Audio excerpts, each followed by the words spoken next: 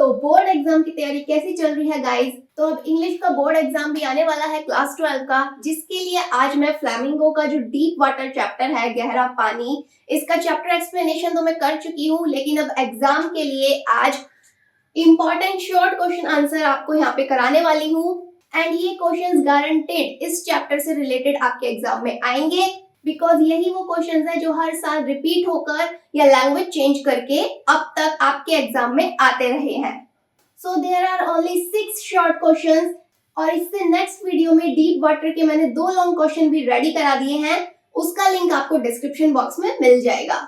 इसलिए short question के साथ साथ आप लॉन्ग क्वेश्चन भी जरूर रेडी कर लेना, और लॉन्ग क्वेश्चन को आपको अलग से पढ़ने की या याद करने की, इवन रटने की जरूरत बिल्कुल भी नहीं है। क्यों? क्योंकि अगर आपने ये वाले शॉर्ट क्वेश्चन, ये 6 क्वेश्चन कवर कर लिए, इन 6 क्वेश्चनों को अच्छे से प्रिपेयर कर लिया, दैट मीन्स आपके जो 2 लॉन्ग क्वेश्चन होंगे वो अपने आप रेडी हो जाएंगे, क्योंकि जो उनके आंसर्स हैं वो इन्हीं शॉर्ट आंसर्स को मिला करके बना है।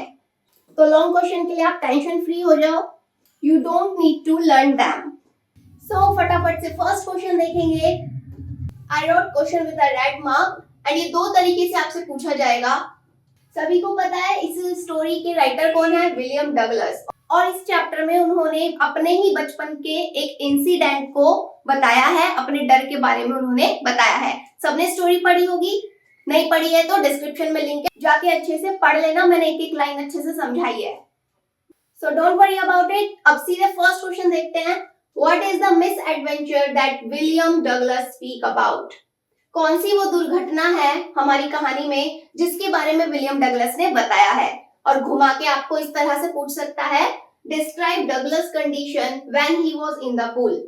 जब डगलस पूल के अंदर था या फिर जब उसको उसमें फेंका गया, तब उसकी क्या कंडीशन हो गई थी? Let's take screenshot. स्क्रीनशॉट साथ के साथ ले लो अगर अभी आपके पास नोटबुक और पेन अवेलेबल नहीं है, और अगर अवेलेबल है so it is well and good, notes बनाते चलेंगे। तो ये आंसर आप एज इट इज अपने एग्जाम में लिख करके आ सकते हो, आपका कोई एक नंबर भी नहीं कट होने वाला है। 2 पॉइंट में आंसर लिखना है। First point is, one day the writer was sitting alone on the side of pool. एक दिन राइटर कहाँ बैठा हुआ था? स्विमिंग पूल के किनारे पर। There was no one there, और वहां पे उस टाइम पर कोई भी नहीं था। Suddenly a big boy came in, फिर अचानक से एक बड़ा लड़का वहां पर आ जाता है जो कि राइटर से उम्र में बड़ा है। He picked the writer up and tossed him into the pool, और वो क्या करता है? वो राइटर को उठाता है और उसको पूल में फेंक देता है। इसके बाद सेकंड पॉइंट में क्या है? He could see nothing except water। यहाँ पे ही कौन है? राइटर, यानी कि विलियम डगलस। अब पानी में जाने के बाद उसको पानी के सिवा कुछ भी नहीं दिख रहा था, क्योंकि एवरीथिंग ब्लैंक आउट, और सब कुछ कैसा हो गया था? एकदम ब्लैंक। उसकी आंखों में अंधेरा छा गया था। The curtain of life fail, और अब उसकी जिंदगी खतरे में थी। But luckily before he was dead he was taken out of the pool and saved. लेकिन किस्मत से उसके मरने से पहले ही उसे पूल से बाहर निकाल लिया गया और उसकी जान बच गई। तो ये था वो मिस एडवेंचर, ये दुर्घटना जिसके बारे में विलियम डगलस ने हमें अपनी कहानी में, हमें अपने चैप्टर में बताया है। तो स्टोरी अगर आपने अच्छे से पढ़ी होगी, आपको क्वेश्चन आंसर याद करने की बिल्कुल भी जरूरत नहीं है। इवन आप खुद से अपने आंसर्स खुद भी बना सकते हैं। So you only need to read the question carefully and identify it. Okay, second question है हमारा। ये आपसे 3 तरीकों से पूछा जा सकता है। कितने? 3। तो देखा वो सारे लैंग्वेजेस और कितने तरीके से एक क्वेश्चन बन के आएगा, ये सारी चीजें भी मैं आपको इस वीडियो में क्लियर कर दी हूँ। एंड आई डोंट थिंक कि अभी तक आपने इतने एंगल से कहीं भी पढ़ा होगा। तो मेरे चैनल पे मैं आपको एक एक चैप्टर हर एक एंगल से पढ़ाती हूँ, कहीं से कुछ भी छूटना नहीं चाहिए। What came in the mind of Douglas when his feet hit the bottom? Douglas के दिमाग में क्या आया जब वो डूब रहा था और जब उसके पैर पानी के अंदर जमीन पे टच कर रहे थे? उस टाइम वो अपने दिमाग में क्या सोच रहा था? और किस तरह से पूछ सकता है आपसे, how did Douglas feel when all efforts ceased? जब डगलस के सारे प्रयास, सारे एफर्ट्स बेकार हो गए, जब वो खुद को बचाने में असफल हो गया, उस टाइम डगलस को कैसा फील हो रहा था? यानी कि जब आप मरने वाले हो और आप झटपटा रहे हो बचने के लिए, फिर भी आपको कोई मौका नहीं मिल रहा है कहीं से बचने का, तो उस टाइम आपको कैसा फील हो रहा होगा। तो वही सेम कंडीशन यहाँ पे डगलस की पूछी गई है।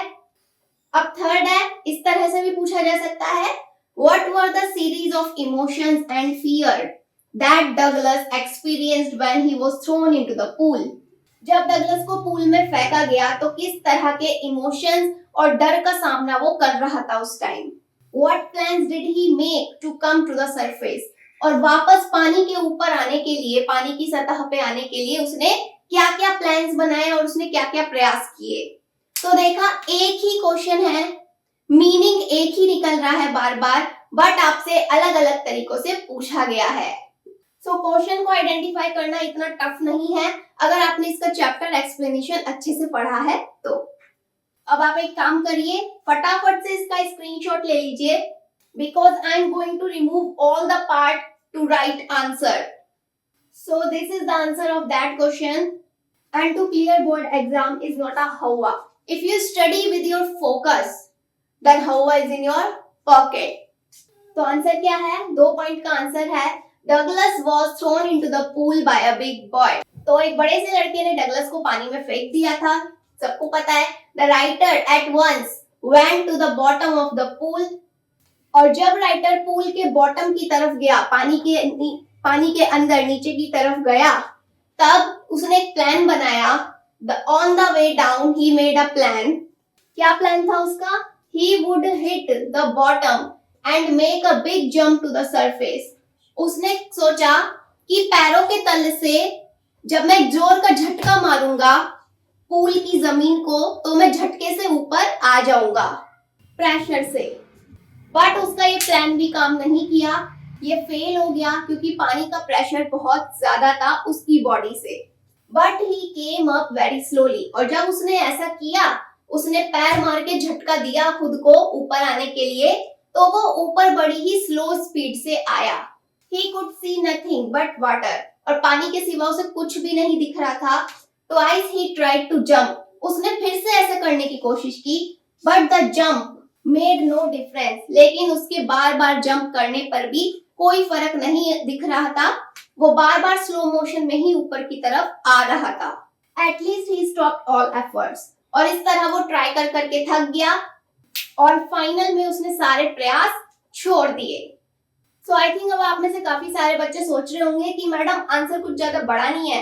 तो आंसर बड़ा नहीं है, ये टोटल कंटेंट है जो मुझे आपको देना था, तो मैंने दे दिया। Now it's up to you कि आपको इसमें से कितनी लाइंस यूज करनी है अपने एग्जाम के लिए। आप देख लेना आपका क्वेश्चन नंबर कितने मार्क्स का है और उसमें आपसे कितने वर्ड्स पूछे गए हैं, राइट। तो जब आपके 30 to 40 वर्ड्स या जितने पूछे गए हैं उतने वर्ड्स कंप्लीट हो जाए, then you stop writing. It means you can miss any 2 or 3 lines, यानी कि आप 2 या 3 लाइन भी यहाँ पे मिस कर सकते हो, इट डजंट मैटर।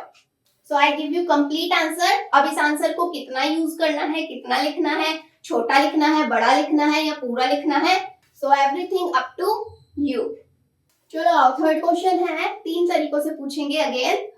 तो जरूरी नहीं है ये तीनों ही तरीके से पूछा जाए, इनमें से किसी भी एक तरीके से आपसे पूछा जा सकता है, इसलिए मैं आपको सारे क्वेश्चन हर एक एंगल से बता रही हूँ। This experience created a haunting fear in Douglas. इस एक्सपीरियंस ने डगलस के अंदर एक डरावना डर पैदा कर दिया। तो ये लाइन आपको एक्सप्लेन करनी है। सेकंड, और किस तरह से आएगा, how did this experience affect him. किस तरह से इस एक्सपीरियंस ने, इस डरावने एक्सपीरियंस ने डगलस को अफेक्ट किया। फाइनल है हमारा, how did the drawing experience affect Douglas. Douglas जब डूब रहा था उस दौरान उसे जो एक्सपीरियंस हुआ, तो उसके डर को आपको यहाँ पे एक्सप्लेन करना है। Now note a one thing, यहाँ पे मैंने एक शब्द यूज किया है अफेक्ट, जहां पर मैंने ए वर्ड का यूज किया है, राइट। और इसी से रिलेटेड एक वर्ड और होता है इफेक्ट, जो ई से स्टार्ट होता है, राइट। तो it is affect and it is effect. गलत बोल रही हूं मैं, दोनों वर्ड्स को ही अफेक्ट प्रोनाउंस करते हैं और इनका डिफरेंस मैंने रेडी कर रखा है अपनी प्लेलिस्ट में, डिस्क्रिप्शन में लिंक ऐड कर दूंगी। अगर इनका डिफरेंस नहीं पता है, ए वाला अफेक्ट और ई वाला अफेक्ट में क्या फर्क है, तो अपनी इंग्लिश इंप्रूव करने के लिए ये वीडियो भी जरूर देख लेना। क्योंकि आप सबको पता है I teach lot of subjects and spoken English is one of them. So अपने एग्जाम्स खत्म करने के बाद आप चाहो तो मेरा स्पोकन कोर्स ज्वाइन कर सकते हो। डिटेल्स आपको ईमेल पर मिल जाएंगी। आप बस स्पोकन इंग्लिश कोर्स लिखकर अपना ईमेल ड्रॉप कर दीजिएगा। Come to its answer, this experience shock the writer badly. तो इस एक्सपीरियंस ने राइटर को बहुत ही बुरी तरह प्रभावित किया था। वो बहुत ज्यादा शॉक में रहने लगा था। Whenever he went back to the pool, जब भी वो पूल के पास जाता था, terror seized him, जो उसका डर था पानी का वो उसे अब घेर लेता था। He avoided water as far as he could, और वो हर पानी वाली चीजों से अब दूर रहने लगा। हर पानी वाली जगहों पे उसने जाना बंद कर दिया, अवॉइड कर दिया। When he tried to enter water, his legs became paralyzed, और अब जब भी वो पानी के अंदर पैर डालता था या पानी में जाने की कोशिश करता था तो उसे लगता था अब उसके पैर पैरालाइज हो चुके हैं।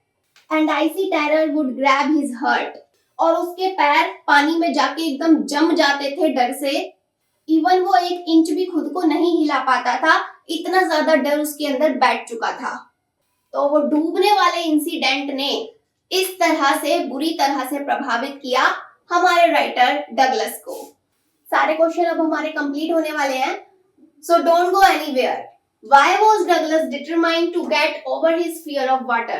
डगलस ने क्यों डिसाइड किया कि अब उसे पानी के डर पे काबू पाना है, और जितना भी डर उसके अंदर पानी के लिए बैठ चुका था अब वो उस डर से आगे बढ़ना चाहता था।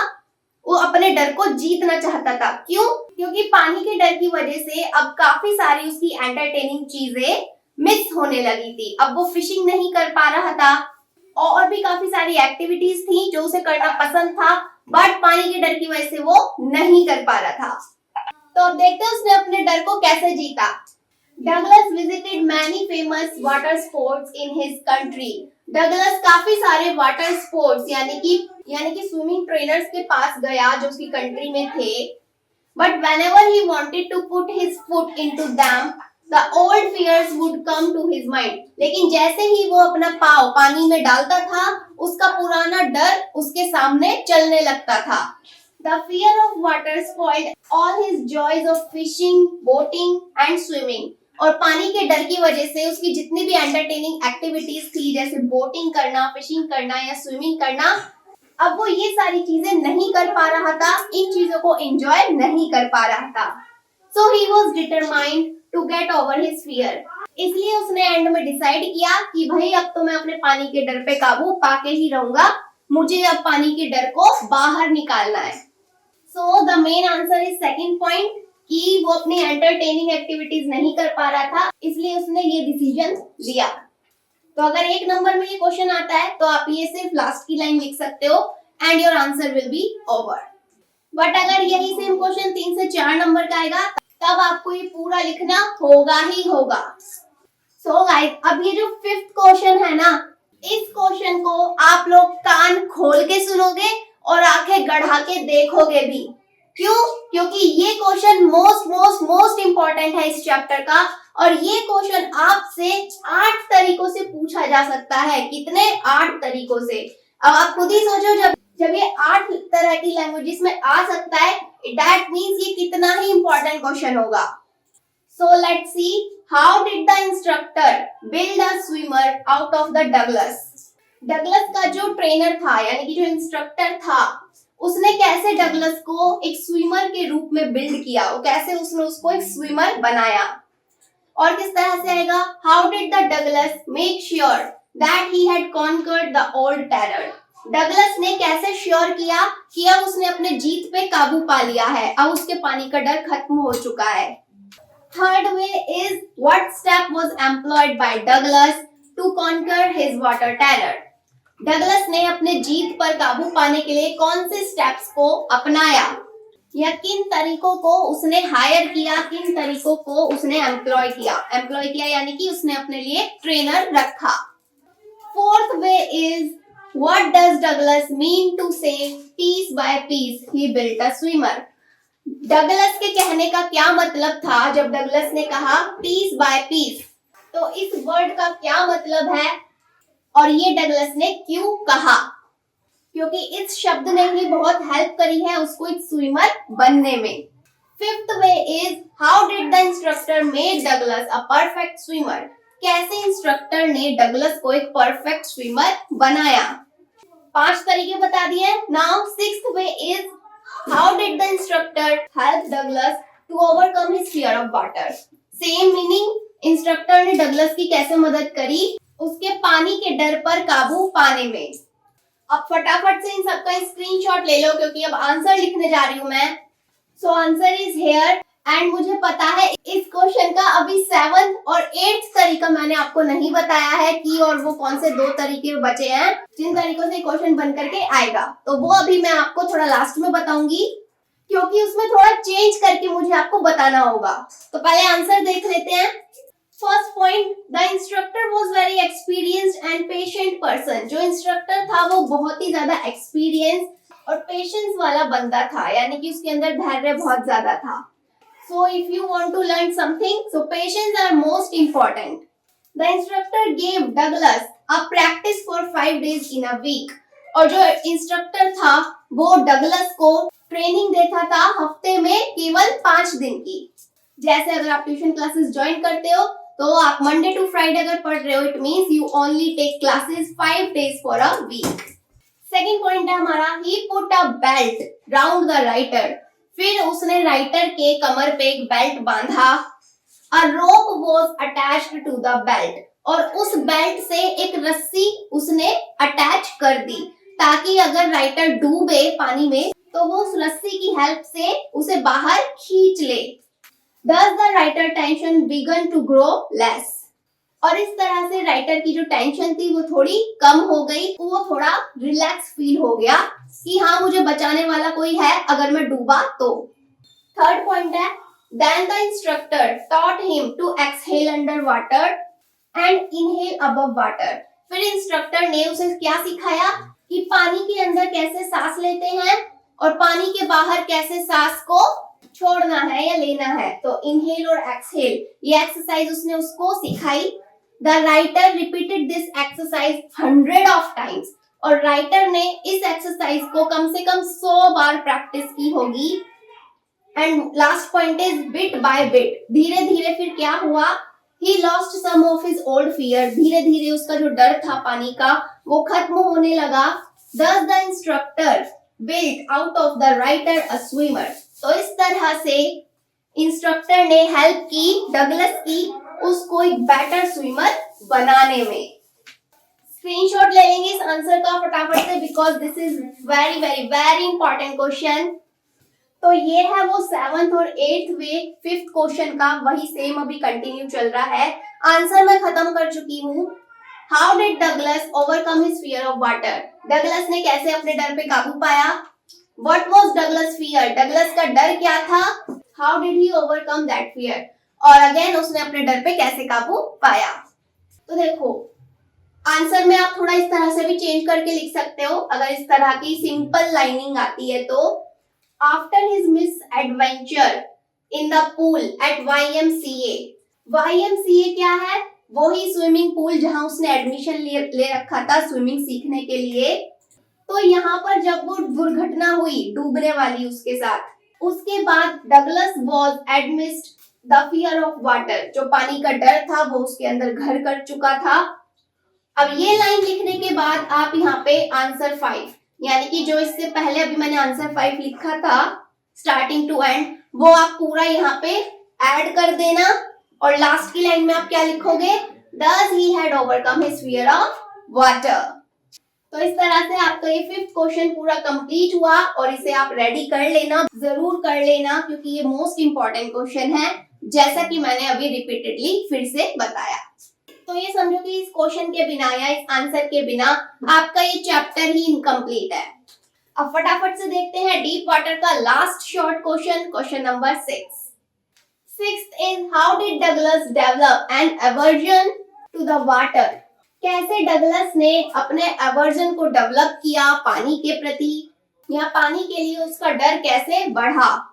एवर्जन का मतलब होता है एक वो फीलिंग जो चीज करने से आप बहुत ज्यादा डरते हो। तो यहाँ पर डगलस किससे डरता है, पानी से। तो उसका एवर्जन क्या हुआ? पानी।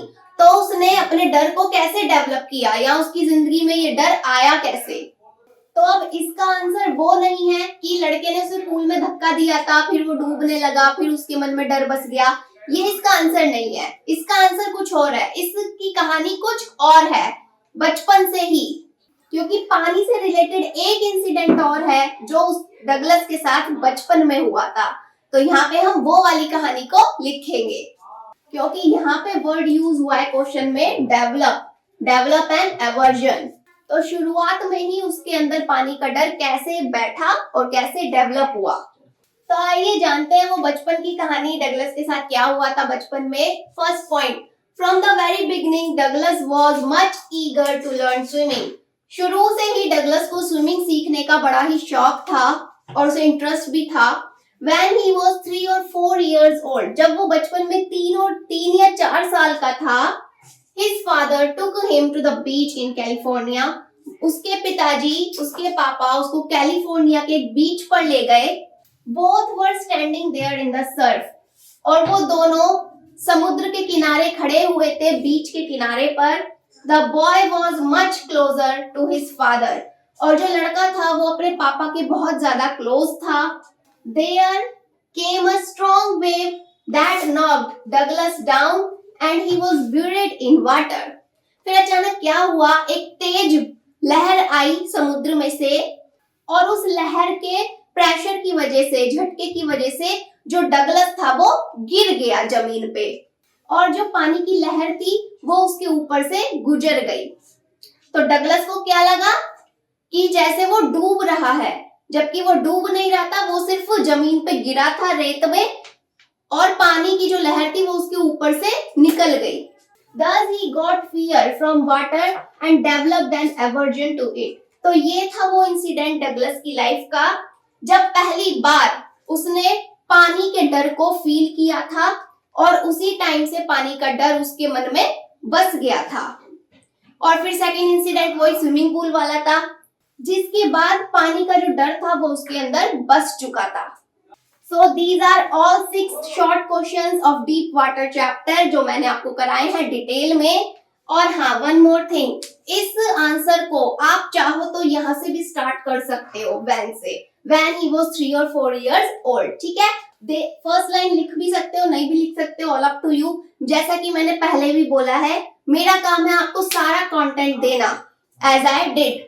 Now it's up to you उस कंटेंट को कितने लेवल पे आपको यूज करना है, कितने लाइंस यूज करने हैं। So everything depend on you. Now all the best for English exam. और अब इसी चैप्टर के अपने लॉन्ग क्वेश्चन भी जरूर प्रिपेयर करके जाना। केवल 2 ही लॉन्ग क्वेश्चन है और उनको याद करने की भी जरूरत नहीं है। क्वेश्चंस को केवल आपको रीड आउट करना है और हेडिंग्स बना के उनका आंसर देना है। लिंक आपको मिलेगा डिस्क्रिप्शन में, तो अभी चेकआउट करो। And don't forget to follow me on Instagram and Facebook. Links available in description. Now take care and bye bye.